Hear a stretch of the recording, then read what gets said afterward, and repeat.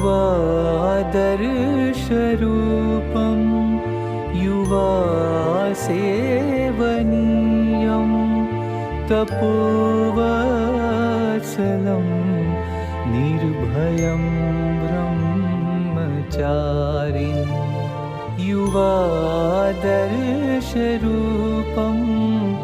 युवासेवनीयं तपोवत्सलं निर्भयं ब्रह्मचारिन् सुधीरं सुशीलं सदा नम्ररूपं सुधीरं सुशीलं सदा नम्ररूपं हरे नीलकण्ठ